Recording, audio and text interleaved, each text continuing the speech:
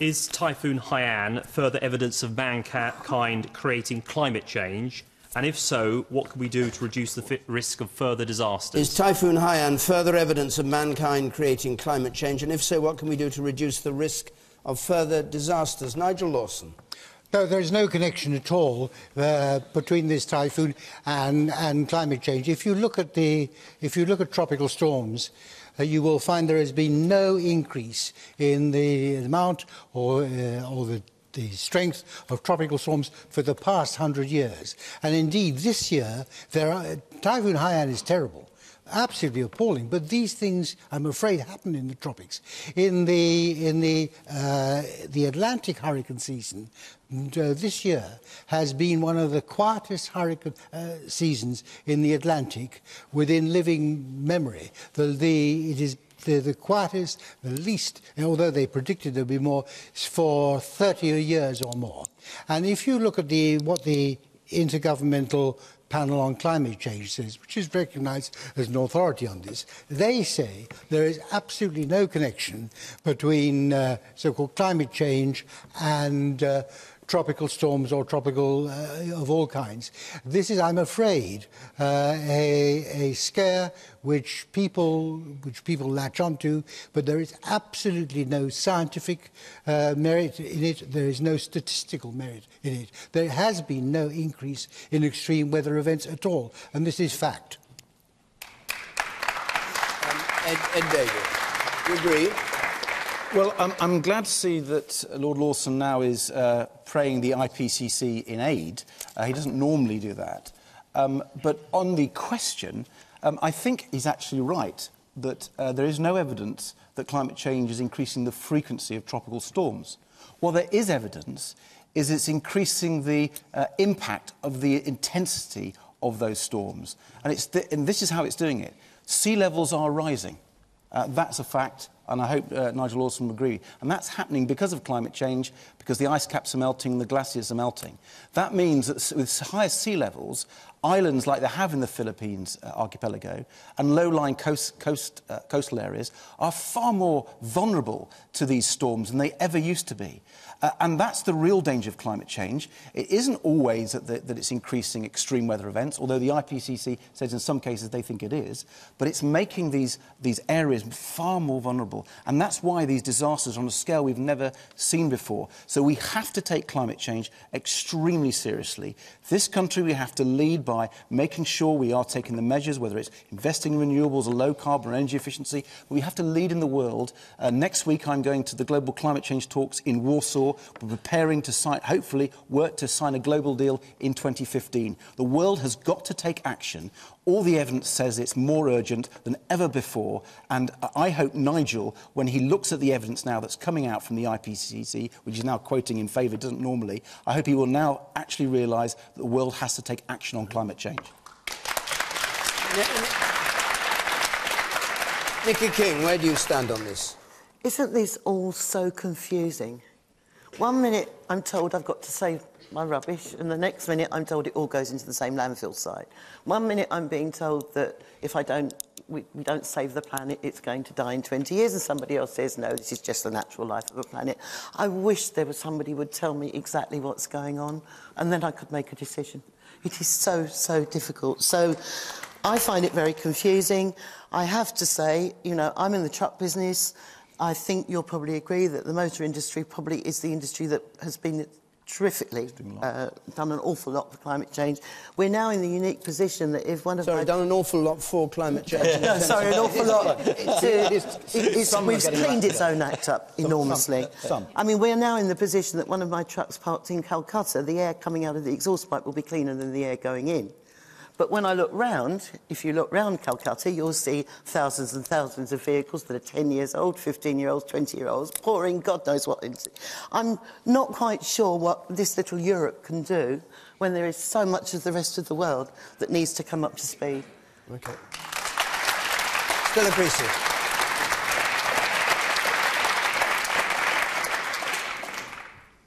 I mean, Nigel, I hope you will take up the offer made by the Filipino delegate to the climate change conference. I don't know if people saw today his impassioned speech. It made a lot of people cry about his view that there was a connection. I actually take the scientific evidence on that, but let's look at the scientific evidence that shows that there is a 95% chance that climate change is man-made. Now, absolutely, that means there is a 5% chance that it is not, and it's right that we have a public policy debate about how do we deal with that kind of risk ratio. My sense is that 95% is a pretty good standard to start thinking about what we can do to address that, because that gentleman was talking about trying to take dead relatives out of the rubble of the buildings and trying to deal with the consequences of this. We are not immune to our own responsibilities about the things that we can do to create a more sustainable way of living. And I don't want to take the risk that we might be in that 5% when the 95% evidence, and it is independent scientific evidence, Nikki. I'm afraid sometimes when I hear you talk, Nigel, I hear it's where opinion meets fact. And the fact is that climate change is happening. We have to find ways to address it. We can have different debates about how we address it, but the idea that we can ignore it, that we can somehow make it go away, well, I say, just go and talk to those people in the Philippines. I think you'll hear a very different story. I think you're very confused, if I may say so.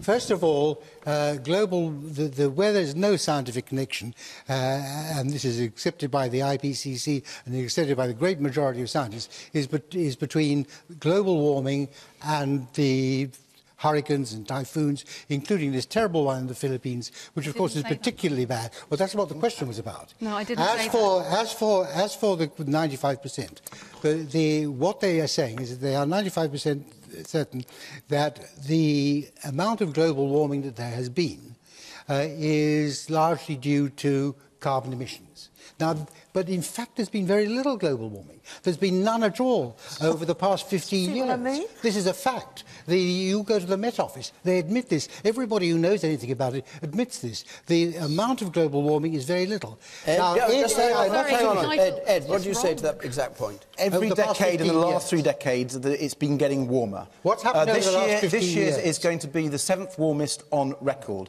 And it's not just global temperatures, it's temperatures in the oceans. And it's not just temperatures, it's the ice caps that are melting. It's not just the ice caps that are melting, it's the sea levels. It's not just the sea levels, it's the acidity in the sea. There is a huge, overwhelming evidence that climate change is happening. And don't believe me as a politician, believe the scientists. Yeah. The IPCC had 259 scientists from 39 countries. They had 50,000 comments for peer review. It was the most peer-reviewed piece of science in human history. So don't believe politicians. Sorry, I think what Nigel Lawson... Who's confused. Hold on, I think think that what Nigel Lawson challenged you with was that there'd been no change over the past 15 years. And I disagree. Is that true or not? No, it's been slowing down. No, it's been flat. It's not flat. It is not flat. It doesn't take very much change to see the rise in sea levels that we're seeing. When we're talking about climate change, we're actually talking about long periods. So what the Global Warming Foundation, which Nigel Lawson chairs, which is trying to undermine the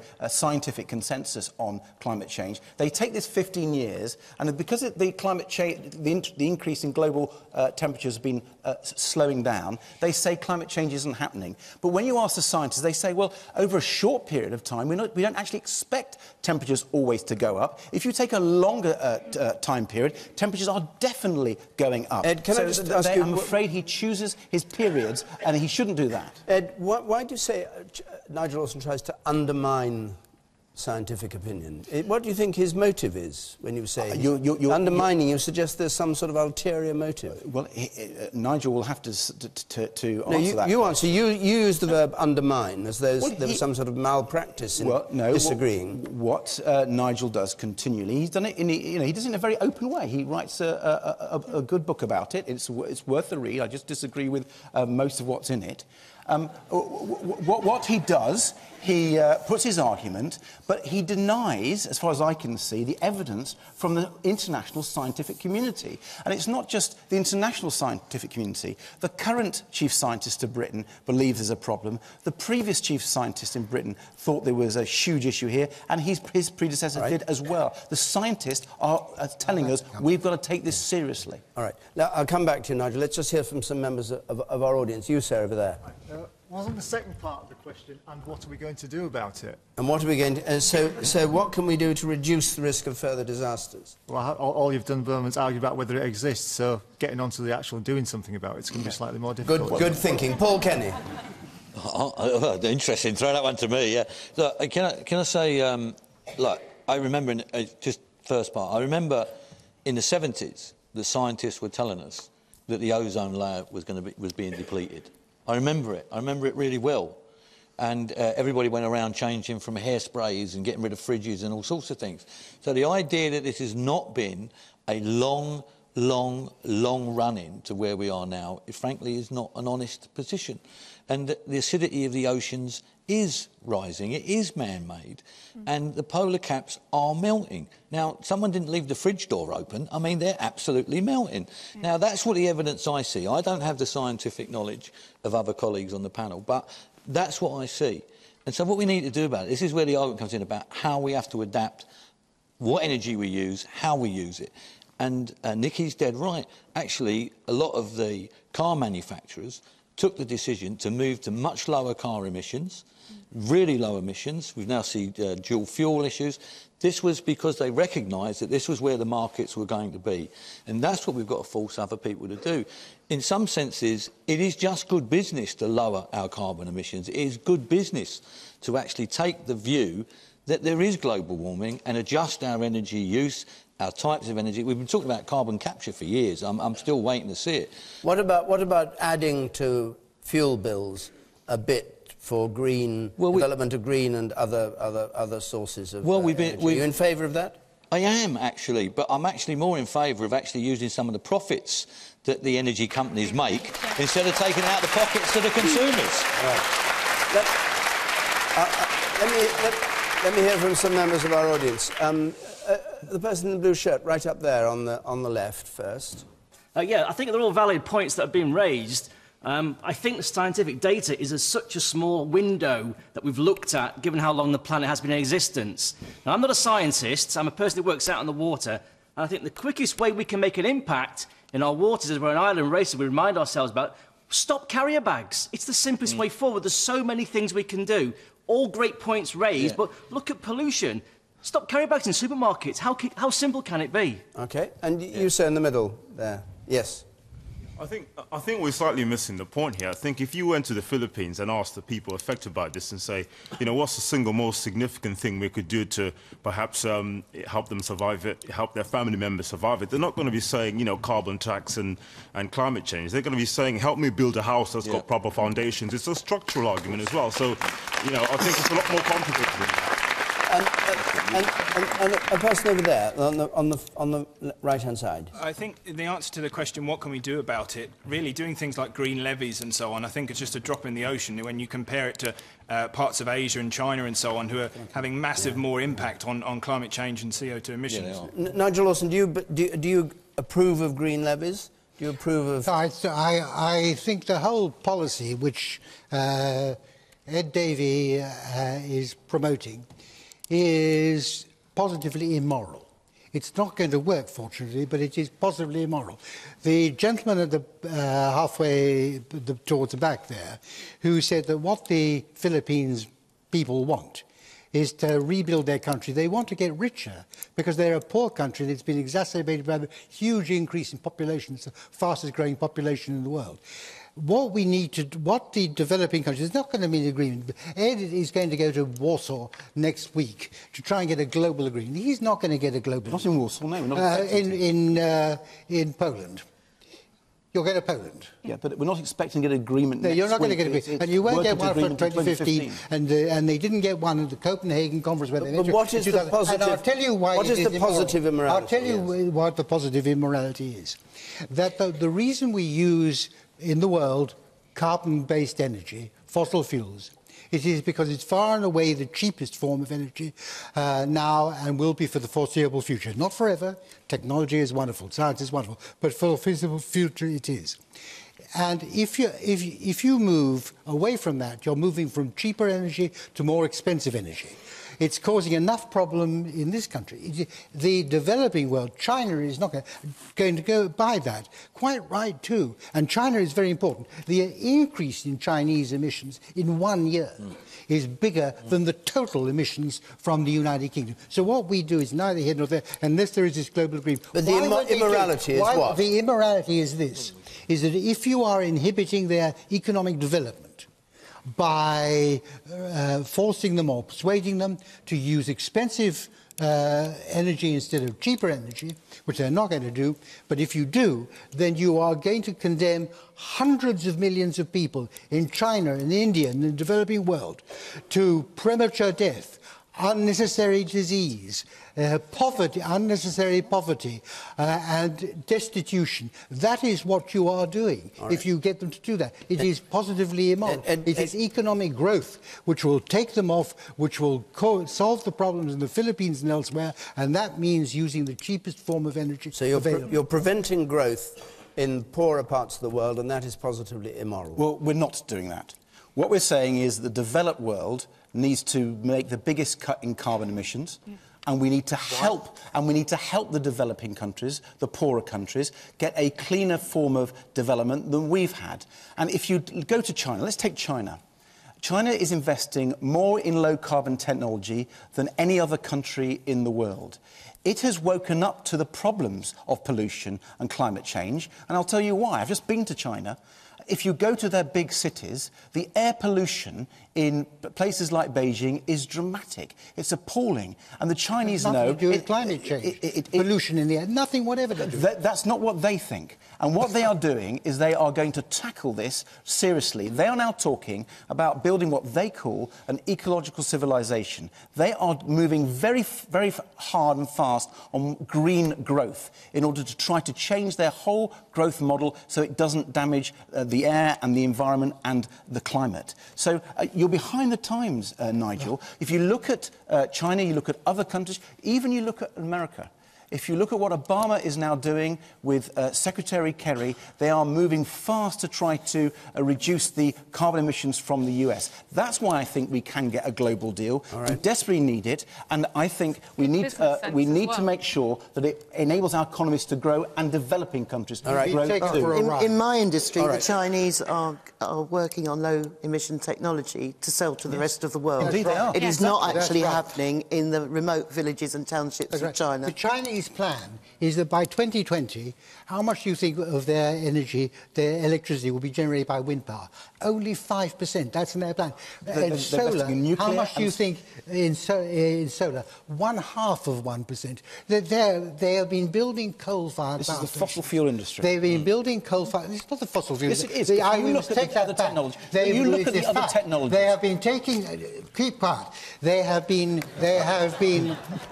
building coal-fired power stations at the rate of pretty well one a month for several years, and they're continuing that. These are not being built for decoration, they're being built for use. And that they're doing it. No, this is happening. You've been taken for a ride.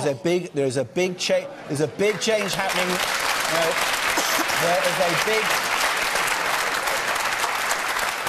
There is a big change happening. Let me give you an example of solar, what is extremely exciting. The costs of solar have plummeted in recent years because China is manufacturing solar panels at a massive scale. That is brilliant for villages in sub-Saharan Africa which can't connect to the grid. They're going to have power much cheaper than some of the kerosene fossil fuels that they currently use. They're going to save money and go green, and that's going to be brilliant for the education of the kids and the health of the kids.